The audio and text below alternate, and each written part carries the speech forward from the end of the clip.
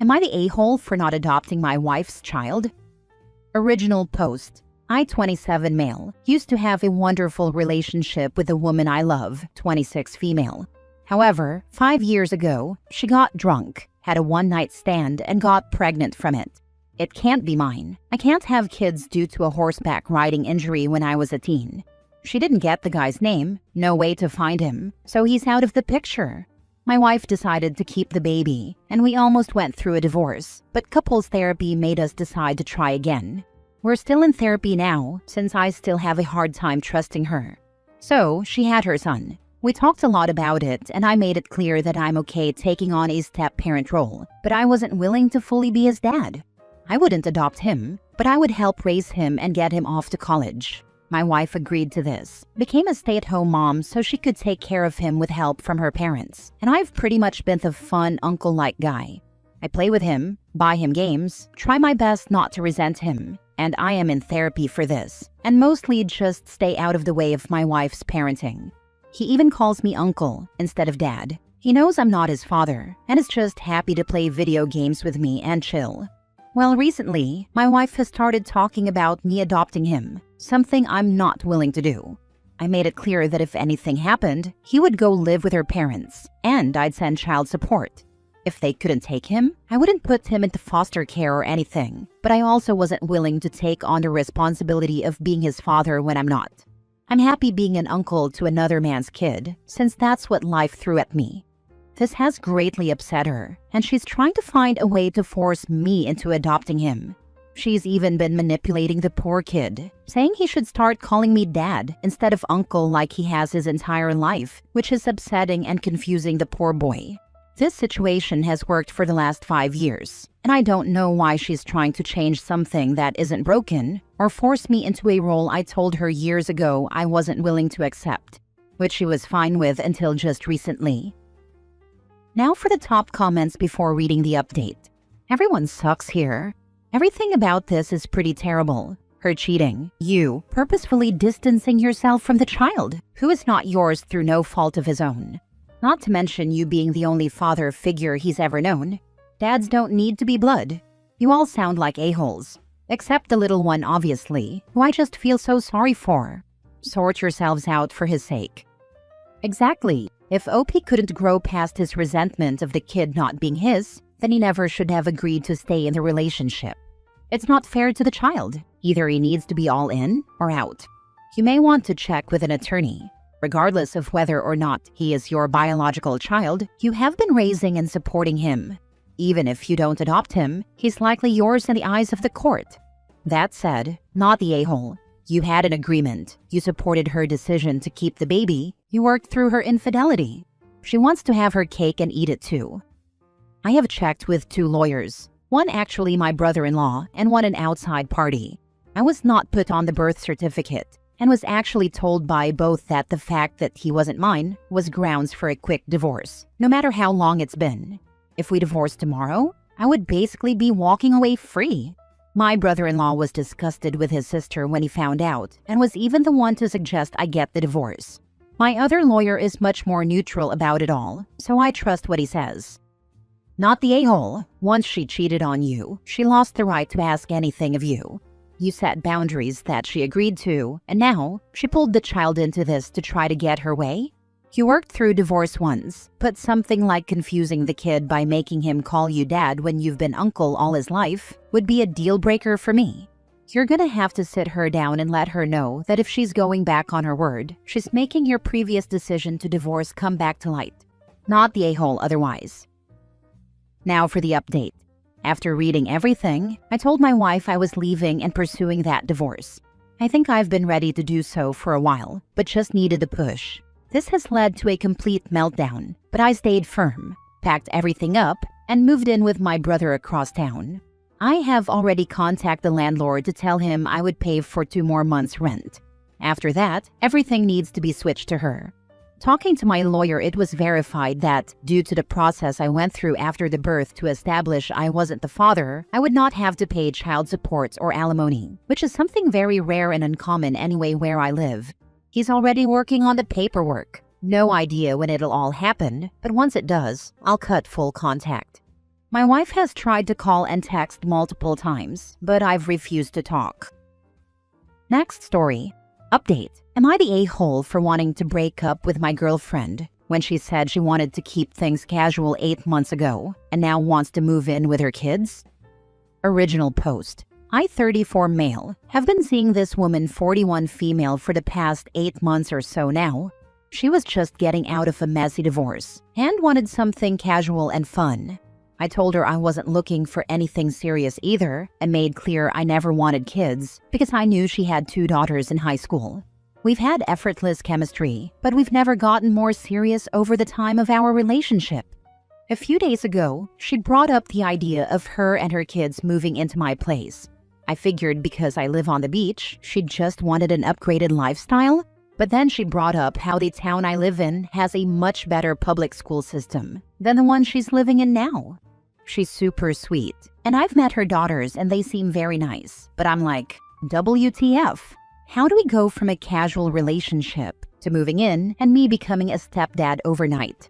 I don't see a path that involves me saying how I felt and her just accepting things how they are. I feel like if a woman wants to move in with you, you're beyond the casual stage.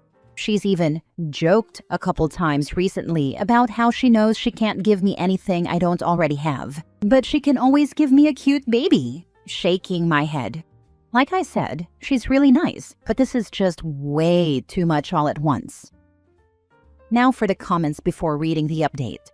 Time to have a serious conversation. You two are clearly not on the same page regarding the relationship. Agreed. No point dragging things out when it's clear they need to communicate and figure out where they stand. Dragging it out just builds resentment. Clear talk now saves everyone from bigger mess later.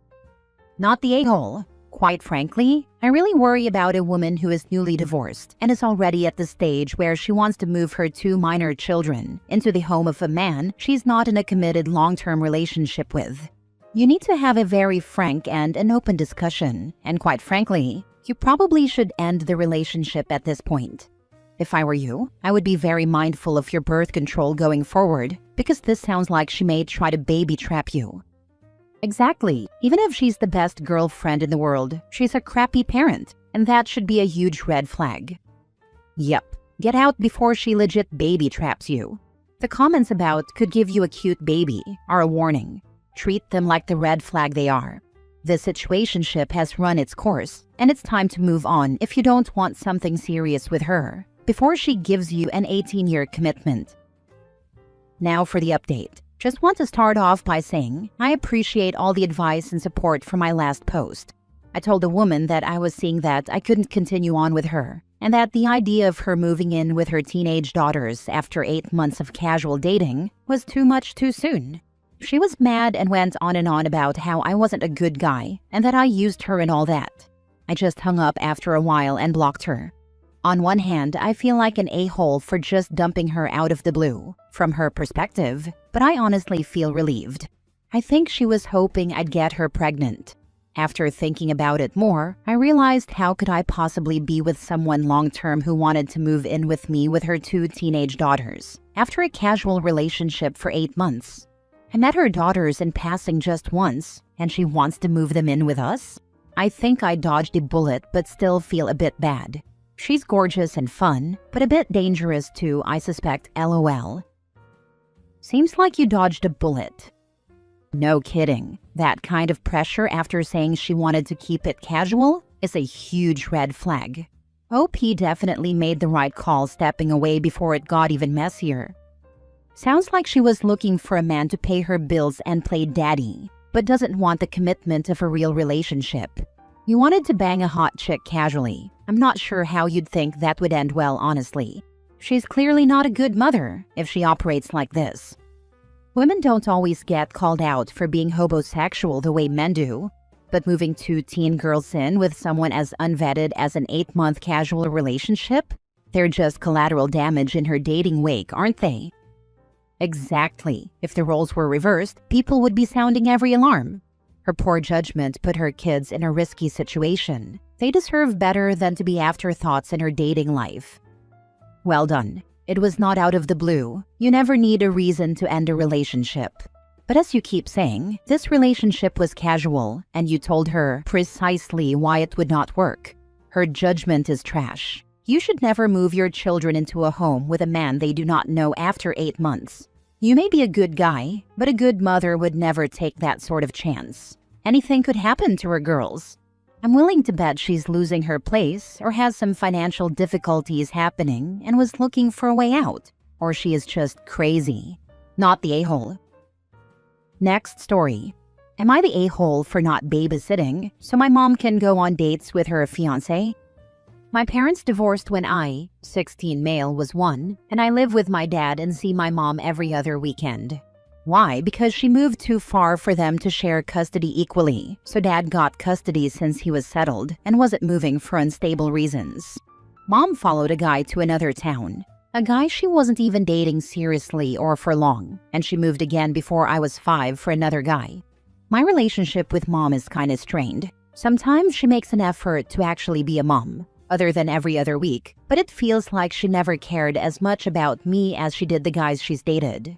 Some of those guys I stayed with when I'd go to mom's for a weekend. Others I never met, but she talked about them all the time. 4 years ago, she started seeing this guy called Clay, and now they're engaged and living together.